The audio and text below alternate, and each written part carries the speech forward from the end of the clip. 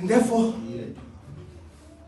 lento ezitulo sinendawo zokuhlala kangaka ngoba abantu babehleli kuzo alahlwa namanzi osana akwabhekwa nobhekwa abantwana bakaThixo wethu. Kodwa sizothi kuwe namhlanje unako uncedakala, sizothi kuwe namhlanje unako ufunyanwa abantwana bakaThixo. Athi omnye umculi ndafunyanwa Nkosi yami, ndafunyanwa Nkosi yami, rhamenda kokwethu. Obuyafuna ufunyanwa nguYesu, obuyafuna, it's a choice lento. Obuyafuna ungaza nje ecaweni but ube ungafuni ufunyanwa.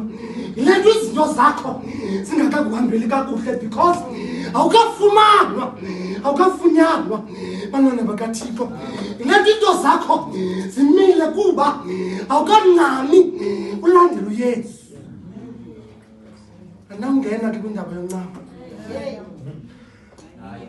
Abo banothi masincameni ngoko singaphuma singavala ngoba kukho abantu abangakwazi uncama bencama izinto zabo for abanye abantu. Kazi noba ngifana emakhayeni ethu athumye noba ngabhubha anabe nasengcwabeni wakhe because akafuni uncama. Abantwana bakaThixo rhamenda kokwethu akafuni uncama. Ukuncama kunzima, ukuncama kubuhlungu, uncama ungathandi, uncama uye uthi kodwa noko nje liyaka uya ungamkele. Abantwana bakaThixo wethu uyancama umKristu ancama izinto rhamenda kokwethu. I wonder wena kuya lelente intoni into encamileyo usaziwa ngalantona awusaziwa ngayona. Abantwana bakaThixo obuyathanda ke ungancama namhlanje.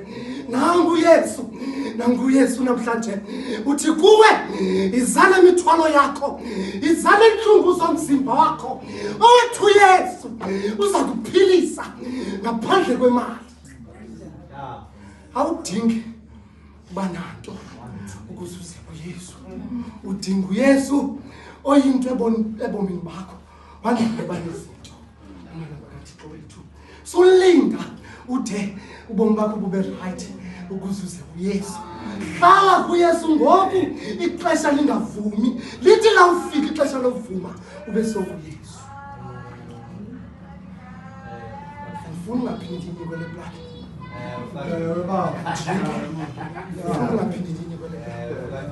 Xa ndiya ndafika ndabona ngam sekuthiwa wawukhona, hayi makahlale phaa sizaphinda simbone.